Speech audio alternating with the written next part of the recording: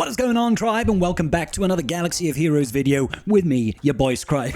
Oh my god, I'm still a little bit sick, sorry about that. That came out from the depths, like a kraken rising from the deep. Anyway, let's get galactically challenged. Where are we today? Today we are on Endor and we're facing off against a CLS/POW team. It's a pain, truth be told. It is a real pain.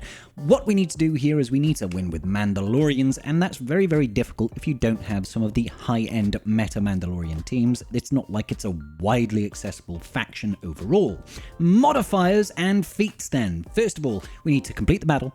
We need to complete the battle with a full team of Mandalorians. We need to win the battle after defeating 3 enemies in the same turn, and we have a new marquee. Of course, Omega Fugitive is now in the game, so if you've got your Omega unlocked, I highly recommend going through the early tiers. We'll do some of that now to at least get some of the rewards at lower tier. And of course, if you have the episode pass, you will gain an additional reward with 450 episode points just for beating the episode battle. Okay, good business. Modifiers then. Global part of the tribe, and you can be too. Just hit that subscribe. Thank you kindly. Essentially, what this does is it gives your team and the enemy team a event ability, the effects of which change on the type of character that uses it. So, for example, if an attacker uses it, all of your allies are going to gain defense penetration up for 2 turns. It'll be a mass assist and they do 50% less damage. If it's a healer or a support type character, all of your allies are going to gain protection over time 20% for 2 turns and everyone gains 30% turn meter on your team. Or if it's a tank, all allies are going to gain crit hit immunity and foresight for 2 turns, and tanks will taunt for 2 turns. It's pretty good, actually. The player modifier is the code. Whenever a Mandalorian ally takes damage, everybody on your team is going to get, or all your Mandalorians are going to get clan loyalty. What does clan loyalty do? Essentially, all allies with clan loyalty are going to have a 50% chance to assist when another ally attacks during an enemy's turn, limited once per turn, dealing 95% damage. Now, unfortunately, this will never happen because CG hates you having a modifier that's useful. The reason this will never happen is, of course, the enemy's modifier. Rebels can't be countered, so we can't attack during an enemy's turn, which means clan loyalty almost is pointless. It's not pointless because it does still give us max protection, but the counter chance is we're never going to counter. So all we're doing here is stacking max protection. Now the enemy gets a great modifier. They're going to gain 50% health steal, can't be countered. When they drop below 90% health, they're going to get something which is called cornered, which increases their defense by 30%, health steal and speed, and they call random reliable allies to assist when they use an ability. So it's horrendous. All right, let's start breaking it down. I'm going to give you a couple of Mandalorian teams that I know work, and we'll go from there. We will, of course, start off with the cream of the crop, the top of the pile. Bo-Katan Mandalore, best Mandalorian team, maybe, but certainly the best for this particular battle. Let's just go in. If you've got Bo-Katan Mandalore, she is permanently in the journey guide now, although she's not going to be widely accessible to everybody, of course. She makes it into a bit of a doddle. I personally go after Chewbacca first, just to try and get rid of the guard off of POW and off of Han, because I think it's a worthwhile endeavor overall. Let's have a look here. Let's just maybe heal up our POWs just a little bit. I'll go into Whistling Birds, why not? We'll use Whistling Birds, get rid of Chewbacca. Or not, they've got boatloads of health as well. Did anybody tell you they've got boatloads of health? Eventually we will be able to chew through. So I'm going to protect IG-12 over here. We're going to get a nice big old slash, get rid of Chewbacca. Next target is probably going to be Han Solo. Han Solo. Let's go after him. Oh, we even got the stun on him. Isn't that wonderful? And great damage there coming out of Paz. I'm going to use the taunt and special ability rally the tribe on him to give everybody crit hit immunity and some foresight. Let's heal up Bo-Katan and get rid of that stun. Wonderful. So Han Solo is basically about to die. We're going to get another turn with Paz. So I'm going to change the focus over to POW here and do the mass assist. Just get some damage in, try and take out the enemy. Oh, yes. Let's get a nice AoE, and oh, Han is still alive. Han is hanging in there. See what I did there? God, I'm so funny. I am really funny. I'm hilarious. Okay, so I'm going to get rid of C-3PO so they've got no more expose access, and then it's just down to CLS. Now, don't make no mistake, CLS is still an absolute absolute menace to deal with, and he did dodge my stun, but we got rid of him in the end. So obviously, Bo-Katan Mandalore is going to be the easiest solution for a full team of Mandalorians. It's not it won't get you the 3 kills in one turn unless you get very, very lucky with Whistling Birds, but if you just need to win the battle, there's that.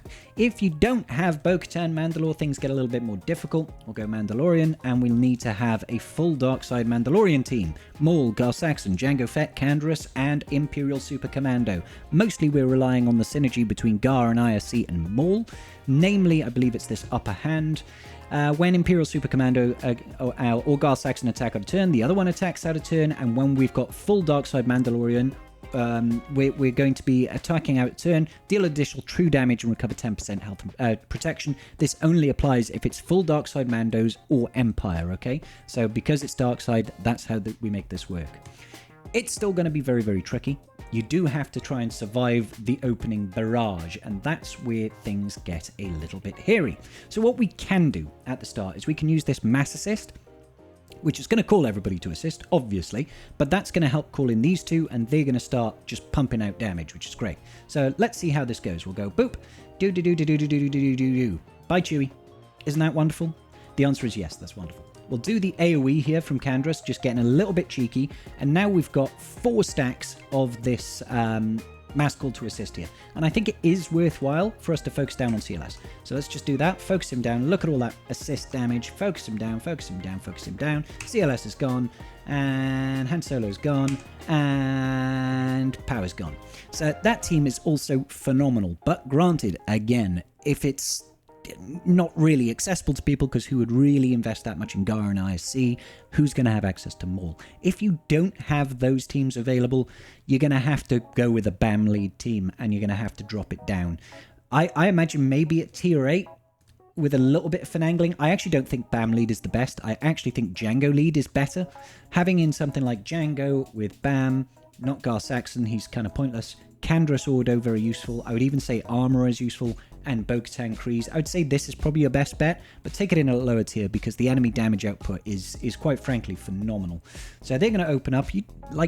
BAM getting stunned is probably like the worst case scenario, truth be told, and we'll try and get some burning out. Now, under Jango's leadership, everybody who's burning can't gain bonus turn meter. That's great. That is really, really great, I will be honest. We're just going to do some basics here against Chewie because he is going to counter-attack. We don't want none of that. Unfortunately, we do not have the triple stacks of Beskar armor, so let's just go ahead and get the armor shred on Chewie, get that mass assist in, do some real solid damage, truth be told. That was really solid damage. Let's see if we can finish him off, actually. Nice, we got rid of Chewbacca. A lot easier at the lower difficulties because they don't have nearly as much stats, okay? We want to get through this special on Bo-Katan, get everybody dazed. Dazed on a Rebel team is obviously fantastic. And yeah, let's just do an AoE here. Wonderful. Beskar armor, we could put that on Canderous. Now, normally, triple stacks means we could counterattack, but of course, because this is galactically challenged, we're not going to have such fun. Okay, I'm going to go into Whistling Birds here, and we're just going to focus down on anybody that's got daze and maximum health and protection. I believe she's an attacker, so there should be a mass assist. Trying to get as many stacks of Whistly Birds as possible. So extra stacks of Whistly Birds over here. Let's try and get him just a little bit lower. We've got 20 stacks of Whistling Birds right now. Can we get rid of C3P? Oh, here we go. Okay, we can get rid of CLS here for sure. So let's do Whistling Birds on him. And it's just Han Solo. Potentially at tier 8, you could probably get the Crush Them feat with Whistling Birds a lot easier that way. But of course, I've tried this a couple of times at tier 10. There's just too much damage output. So we got it done at tier 7, sorry, not tier 8. You can try and go a couple of tiers higher, see where you can land that. Try to get the highest tier possible with a full team of Mandalorians. It's not easy, guys. It's not easy. I won't pretend like it's easy. Let's move on to the next feat then. Let's get the Crush Them feat done. So we're going to use Bane Malak to get 3 enemies in one turn. The interesting thing with this is if C3PO still survives and runs away, still counts, baby. Still counts. Alright, so I'm going to basic CLS. Hopefully he counterattacks and gets himself nice and feared. He did not in that instance. Big sad. Although, we are taunting, and that's half the battle. There we go, he's feared. So, let's just work on getting rid of Chewbacca. I want to get rid of Chewbacca first, because when we get rid of Chewbacca, the enemies lose that guard, which means, of course, that we can actually start critically hitting them. So I'm going to try to keep CLS nice and feared the whole time. Yeah, let's actually get this attack in here. Wonderful. And let's just do a life drain on Chewbacca.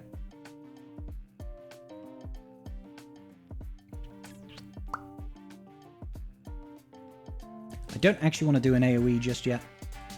Can we get rid of Chewie? Not quite, but we'll stop the health recovery at the very least. There we go. One down, one down. Let's go ahead and hit CLS just a little bit. Okay, so he's gone thanks to Bane's leadership. Now is where we want to try and essentially raise our max health as much as possible. That's what we're trying to do here. Now, once again, you don't have to worry about killing 3 enemies necessarily. If you defeat 2 and then C-3PO runs away, it still counts as 3, which is kind of useful. So we're going to try and hold off just a little bit to get round to another sucky suck. Hopefully the enemy has recovered enough max health so that, you know, at least Han Solo survives. Let's see how it goes. Wonderful. And now we just need to do lots and lots of damage, basically. Lots and lots of damage. So we're just going to wait it up. Wait it up.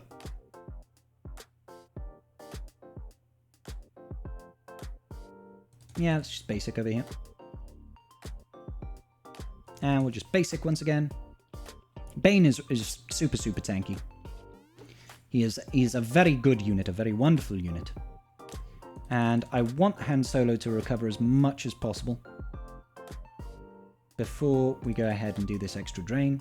There we go. He survived that, which is wonderful. So hopefully what we can do now is just do a great big hit with Bane's first special, I want to say. They've got lots of buffs. Everybody dies. 3 in 1 ability. Now, if you don't even kill C-3PO, he will still run away and you'll still get that 3 for 1. You'll have a much, much easier time doing this with C. Well, obviously C is not called C. So we can go Sith Eternal Emperor, and if you've got Bane, throw in Bane. If not, going with a full cadre of Sith allies, and you'll still be able to get it done. Sorry, Milo the dog is just barking his head off for no good reason. I'm going to link CLS, and then I guess we'll go ahead and link Chewbacca. Let's wait for them to just strip away all of their protection and all their good business. We want to get rid of Chewbacca, of course, because he is a silly sausage, and he's putting guard on those enemies. CLS, it will just give us a really fast way of hitting ultimate, because he'll take additional turns. We've already hit ultimate. Isn't that mad? Yes, that is right. It is mad. Let's just keep basicking over here. Wonderful. And basicking. Now, the neat thing about this, the very neat thing about this, is that we can actually just link the last 2 characters and have CLS available, and then do the AoE there, and that's a win for us. Which is great. Let's just link 2 additional characters over here. Let's see if we can get rid of the protection on Han Solo and on Pow, just to make our lives a little bit easier. And we'll focus in on Chewbacca, because if we can get rid of him, all the better, really. Boom. There we go. He's gone as well. Wonderful. Wonderful. So all I'm waiting for now is I want these 2 to fully run out of their... fully run out of their protection, just to make life a bit easier. Then I'm going to link CLS and whoever's left alive, basically. We've got 1 more turn. So what I might do over here is I'll do a mass assist on Pow. Wonderful. Just a basic on CLS. After this, we're going to link CLS and link Han Solo. And then we're going to go into our ultimate next turn, use our big ultimate, blow up the field. And that will count as 3, because CLS... even if he runs away, it still counts as defeating 3 enemies in 1 turn. Rather wonderful. So this will do it, even though he disappears like that. And that's job done. Now you can do the same sort of thing with Slacker, you can do the same sort of thing with Lord Vader, etc., and have a jolly good time of it. Now before we finish up, make sure that you take in the highest star Omega that you got. I think mine is 4 stars. So I'll be able to take her in over here. And just take in, you know, whatever team you want. I'll take in Spectre to show off, I guess. Like, oh, look at me, I got Spectres. And then we'll just throw in, what was the name? Omega. Not the R9 old school Omega. We're talking about New Hotness Omega, who's just kind of nutty. And then we'll just auto this, because if a Galactic Legend team featuring our latest marquee can't full auto some Gear 9 characters, I would be very, very upset. But just make sure that you get this done for the additional episode points to help us progress down that brand new episode pass nice and smoothly, ladies and gentlemen. All right, absolutely fantastic. There's some extra awards. Isn't that wonderful? And that's about as good as we're going to have done for my account today. Thank you so much for watching. Hopefully it was useful to you. If it was, please hit that like button and consider subscribing if you haven't already. And I'll see you all in the very next video. Peace out, and may the Force be with you.